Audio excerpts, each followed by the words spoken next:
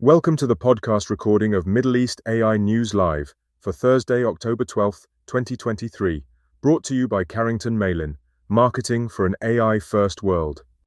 You're listening to part one of Middle East AI News Live, where we discuss Saudi Arabia's new and fast-growing electric vehicles sector. In today's Middle East AI Live, first we're going to be taking a look at a massive story that is Saudi Arabia's strategy to create a whole new industrial sector from scratch and establish itself as a global leader. Last year, we saw the announcement that EV manufacturer Lucid Group would open an electric vehicle production facility in Saudi Arabia. And the public investment fund PIF also launched its own EV brand, Ceer. In the last few weeks, Lucid began vehicle assembly in its new plant in King Abdullah Economic City. And this week, PIF announced the formation of two new companies to help drive the EV sector. First, I'm going to be joined by Alex Malouf, a Riyadh-based electric vehicle expert who's been involved in the rollout of EV ecosystems for some years now, and is also Executive Director of Corporate Communications at Ceer, Saudi Arabia's new homegrown electric vehicle brand. Alex is also a well-known face in the region's marketing and communications community, and environmental and sustainable issues are close to his heart, so a great guest to have to talk about electric vehicles. So a warm welcome to Middle East AI News Live, Alex. Appreciate it, Carrington. It's good to be with you and everybody here. Thanks very much for joining us and making the time to talk about Saudi Arabia's nascent electric vehicle sector. Now, Lucid Motors made the news a couple of weeks ago with the opening of its new production plant in King Abdullah Economic City on Saudi Arabia's west coast. This is Lucid's first manufacturing plant outside the US, so big news. This opening signals the beginning of the EV manufacturing sector in Saudi Arabia, potentially all the best practice in Industry 4.0 and technology that's going to come to the kingdom, and all of the peripheral effects that it has on the market and skills and education, training, R&D. So there are many moving parts here to this, and the Lucid's plant is just one part of those. But with Lucid and Saudi's own EV brand Ceer and other manufacturers in the kingdom, we're going to see new technology, new economic opportunity, new jobs, technology transfer, research and development, and much more. So we already have some idea now of why Saudi Arabia is investing billions to create the new EV industry. And these are some of the first steps. So exciting times, Alex. Yeah, very much so, Carrington. I think when you look at it, the aim of the country is to essentially do what it did many years ago with SABIC and create a whole new industry and take, in many ways, a leading position. This isn't new in a sense. Saudi has wanted for some time to have automotive manufacturing within its borders. It's the biggest car market in the region, and pretty much every car here is imported, and they want to change the dynamic. What is interesting is obviously focusing on EVs. So, you think about EVs, you often think about technology and innovation. I've got my EV over here. I'm happy to say that I've been putting it my chargers and trying to push for as much change as possible on a personal note. But what is going to be really interesting is what this means in terms of setting up new business opportunities, because you've got a lot of things you can focus on, both upstream and downstream. You've obviously got pieces around the mining. We have Marden over here. We have deposits of different minerals, bauxite, other pieces as well. Then we also have what we can be doing in terms of manufacturing. And it's not just simply the cars. You've got to think about what we could do possibly with the batteries, with the chargers. But then there's also other opportunities, what we can do in terms of the technology itself. For example, AI and autonomous driving, what we can do in terms of creating opportunities for infotainment in the cars and 5G connectivity. So there is a lot that this can do to really accelerate a wider ecosystem, create a lot of jobs and a lot of value, not just for the kingdom, but also I think for the wider region. Absolutely. It is just a massive subject because we're talking about the future of the automobile sector, basically. And even over the last year, Saudi started pretty much from scratch with building this new sector. And last year we saw the agreement with Lucid and the government funding of, I think, $3.4 billion equivalent last year to build a factory. We saw the launch of Ceer, the homegrown brand, in November.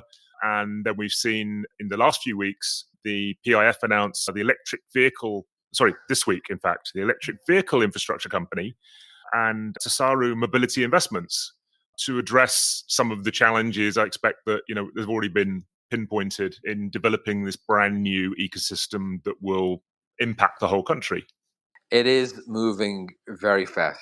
The target is to produce several 100,000 cars by 2030. There's an ambition as well to have 30% of the cars on the roads in Riyadh to be electric again by 2030. And what I would say is that they are putting the money in to meet those ambitions. The challenge is obviously, how do you bring everybody along with that? Because it's not just simply about creating an industry, it's also about transforming a country. And right now it's not just Saudi, but the wider region, with a couple of exceptions. EVs are, I think it's safe to say, they're not mainstream. There's very little take up as of yet. And we really have to accelerate not just the manufacturing piece and the industry, but also as well understanding among consumers, the public, as to what EVs are, what benefits they bring in, and really bring them on board, so that when we have EVs being produced in the kingdom, in the region, that the public is not only accepting of that, but they also want to be part of this transformation. It's psychological, isn't it? There's a psychological part of this ecosystem as well, in that we have to want to have an EV, and that's a new thing. Completely. You think about the Gulf, and the cars which always come to mind in terms of my head are, the SUVs, the Saudi, always, whenever we lived here, and I lived here for a long time, it would always be the Suburban, these big gas guzzlers, where you have, I don't know, 10, 15 people coming out the back. That was always sort of the image.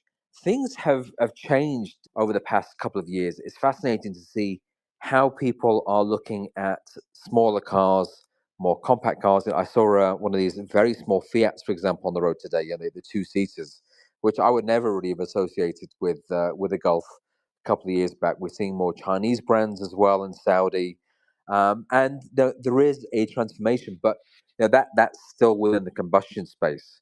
We've got to think, what will this mean for the EV space? And there is still, there are issues that we have to address. We've got to talk to people about issues around range, charging. But what I find fascinating is whenever I talk to people, and whenever they try any, particularly a battery electric vehicle, they get so excited about what it means to be in the car, not just in terms of some performance. The acceleration is one thing which they are always surprised by, but also as well what an EV means when it comes to the technology within, be it ADAS, which basically is self-assisted driving, to what you have when it comes to the audio, the videos, Netflix, the apps. Really, I call them computers on wheels, because that's what essentially EVs are. Yeah, absolutely. I want to come on and talk about the sort of technology impact of this in a few minutes. But one of the issues that keeps coming up is in the mind of drivers is the availability of charging points. And Electromin, I know, started to roll out last year a network of 100 charging points across the kingdom. And their own estimate is that there could be 1.3 million electric vehicles on Saudi roads by 2030. And so that does beg the question, where are all those vehicles going to get charged? And, will there be enough charging points? And I think that's obviously the driver behind the announcement of the electric vehicle infrastructure company this week, with PIF announcing that with a plan to deploy 5,000 chargers across Saudi Arabia. But even I wonder if that's even going to be enough. I think there's always two parts of this in terms of promoting EVs. One is incentives, which we've seen rolled out across Europe, the US, Asia. And we've seen some incentives come into Oman. I think we're going to see more as well coming into the region. But also the charging, you're completely right. You've got to have power for your car, be it petrol or be it electricity. Right now, it's not really much a problem in terms of the chargers which are around in Riyadh and Jeddah and Dammam.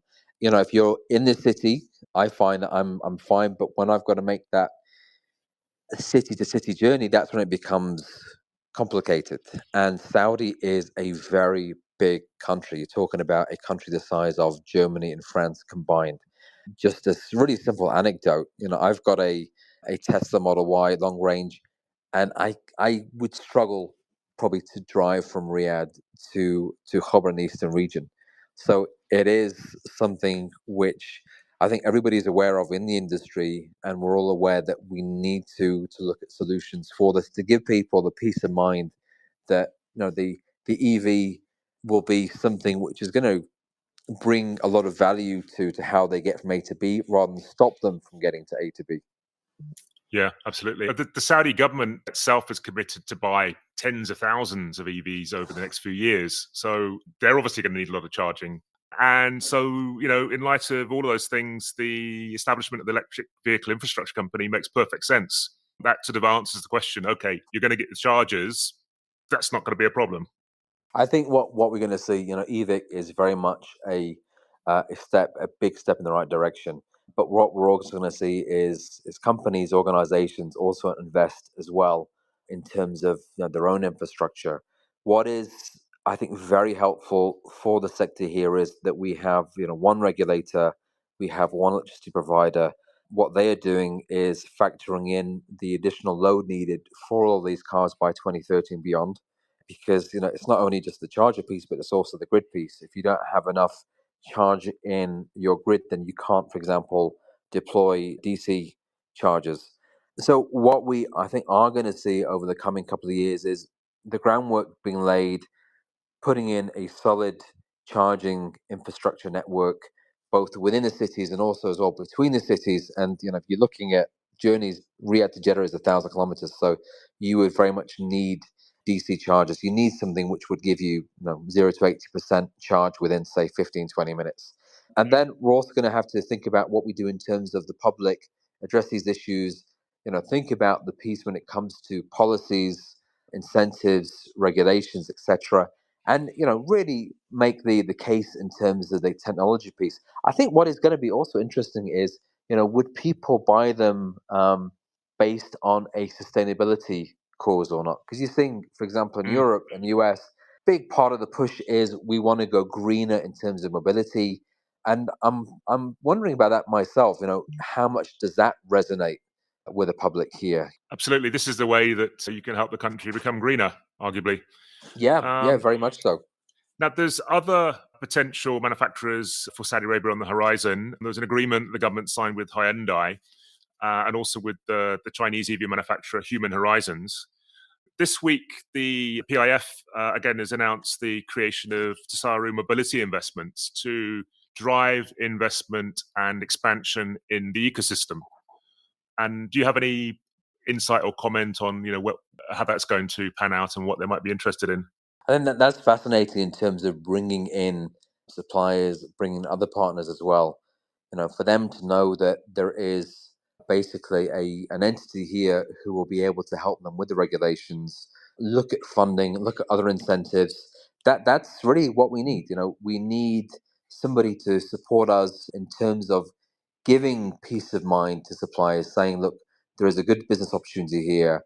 We're going to help you, within the first couple of years in terms of setting up, but then being able to build a cluster with enough numbers for the economy of scale to make sense. So I think, from that perspective, it's so logical. It really does underscore really what suppliers are looking for in terms of being able to come in, do it as easy as possible, do it with the support they need. And, obviously I know as well, we were talking before about others looking at doing this as well. Obviously you've had the announcement this week with Abu Dhabi and their zone for autonomous and smart vehicles. It's a really interesting time, exciting time to be in the mobility space in the region, because you have all of this focus on it, you have this shift. And I think, as usual in the region, we either, go at a very slow speed or we go at a very fast speed. And I think we're going to move very, very quickly in this area. It certainly looks like that, and seems to be both the commitment and the investment, and also the forethought on the part of the Saudi government to make all this work, because they're looking at the details. How does this work? How do all of these things work together? I'm interested in the sort of impact on the manufacturing sector in general, and I guess one of the key drivers for creating a whole new sector like this is jobs and upskilling and teaching people at university and graduate level about new skills that they'll need to take these new high-skilled jobs. And the EV sector is going to be a candidate for those. But I guess that's an area that these new companies coming in are also going to need help with. True. We are looking at tens of thousands of people being employed in the automotive manufacturing sector. So we're going to need a lot of young people with skills, with vocational skills, engineering skills. Increasingly as well, we're looking at skills which are more sort of technology focused, and we're going to need them pretty quickly. So we've got to think about, how do we do this? Do we send people abroad?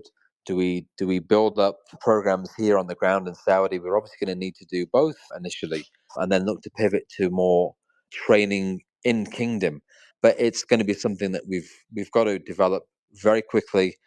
I think if you look at sort of automotive manufacturing, you've got a lot of high tech concepts. You've got robotics, you've got additive printing, so 3D printing as well. You've got things like digital twins in terms of manufacturing. So there's a lot of exciting possibilities here, and it gives us again a good opportunity to really skill up in terms of manufacturing in the country and also in the region. Robotics is a key pillar for the automotive industry these days. It's they're one of the first adopters, and now with more sophisticated driver systems and electronics, predictive maintenance, personalizing the experience for drivers, all of that is data, AI, new emerging technologies, sensors, all which fits very nicely into Saudi Arabia's artificial intelligence strategy. It's very much about forward thinking when it comes to using tech. With cars, each one of the cars would have to be 5G enabled. Having chips in.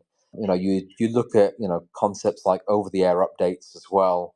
You look at predictive maintenance. You look at remote maintenance, which I love.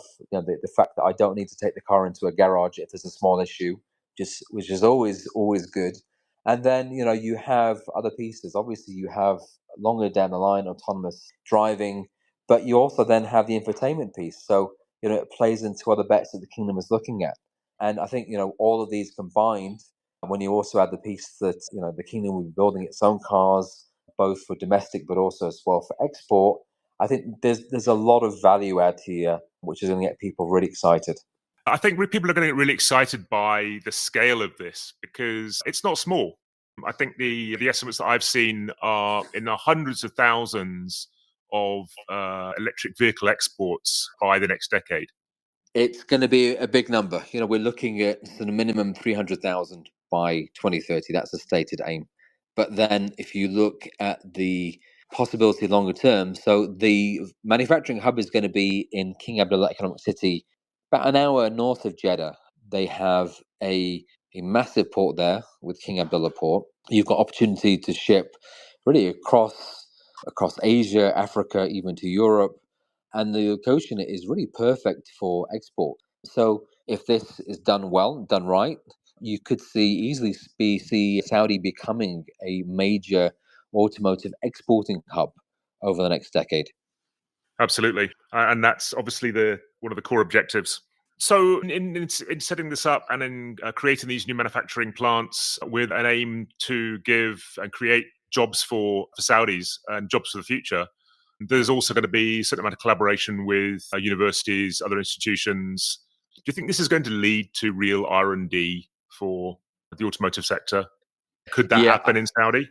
I think very, very much so. We're going to see a lot more R&D focus in the region on mobility. As I said, there's a lot of offshoots here when you think about what has been done and also what could be done. For example, if you look at the piece on smart driving, this is something that KAUST has been looking at for a number of years. So I do think that you are going to see a lot of potential for doing things with universities, a lot of research focus. You're also going to see as well a lot of things which could come out of this when it comes to high tech, AI, predictive modeling. I think just the sky is the limit in terms of what could be done here. Absolutely. So it's early days. The first plant, the Lucid plant, just started assembly last month, and it will be some time before they go to sort of more into the manufacturing side of that, and I guess recruit more people to help them manufacture. And then also, it will take a certain length of time for the export angle of this to start. At the moment, we've got well-developed automotive sectors across the world who are currently the biggest EV producing countries. But Saudi really aims to join those, even at, starting in the lower ranks, but to be a global exporter of these vehicles. I think what is really interesting is looking at the opportunity to customize the vehicles for the region. So, for example, everything that we have on the roads today is pretty much coming in. What we could do here is actually build cars which are designed specifically for our environment, designed to deal with the heat that we have, to other pieces of the environment that we have to deal with. And I think that's also really exciting. It's not just simply sort of replicating what has been done somewhere else, but actually adding value to it and designing it with consumers across the region in mind. Yes, absolutely. It is still so new, and it's not as if Europe and the US had converted to electric vehicles wholesale either. So a lot of growth left for EV manufacturers to find their way and do new things. And localization angle is a good one. It could be very interesting to see localized products and products that are developed with the regional market in mind coming out of Saudi Arabia. Well, if you wait a couple of years, you're going to see some really interesting cars coming out. So I do have one thing that struck me from the announcement so far is that all of the manufacturers that have been mentioned, including Lucid and Ceer, are all targeting the luxury end of the market. Do you think that's sensible or part of the puzzle, or one just putting the most logical step first, or where would you put that? So it's interesting, actually. Ceer is doing something slightly different. So what Ceer wants to do is compete with the likes of Toyota and Hyundai. So the pricing points are going to be different for a number of the cars in the portfolio. You're right in terms of Lucid; it's very much luxury, high end. But again, if you look at much of the region, car buying habits have changed. So we need to make sure that we try and cater to as many of the public as possible in terms of different pricing points. So you are going to have a wider selection of vehicles available, because often, again, one of the big issues that people do say about EVs is their cost. And likewise, we've got to make sure that we have enough different pricing points and enough different products at a pricing range that would appeal to as many people as possible, because until we hit like a minimum percentage, at least 5 to 10%, then EVs will not be mainstream, and that's what we're aiming to do. Great. I think we're almost out of time on this topic. Any final comments to round off with? I think I'd just say, look, it's a very exciting, it's fascinating time to be in mobility, and people really need to watch the space, because I think we are going to move. I would like to say we're going to accelerate as fast as an EV, but we are going to move very quickly. And I think this is going to transform not just Saudi, but also the wider region in terms of mobility. Yes, I think you're right. I think it's going to bring significant transformation to Saudi Arabia, particularly the manufacturing sector and the jobs. So, Alex, thanks so much for joining us today. I hope we'll have you back again sometime soon. It's been my pleasure, Carrington. Thank you for having me. I've been talking to Alex Malouf, a Riyadh-based electric vehicle expert and executive director of communications at Ceer, Saudi Arabia, the kingdom's new homegrown electric vehicle brand. You've been listening to a recording of Middle East AI News Live for Thursday, You've been listening to a recording of Middle East AI News Live for Thursday, October 12th, 2023, brought to you by Carrington Malin. You can listen to the second part of this edition of Middle East AI News Live by playing the next podcast. Thanks for listening.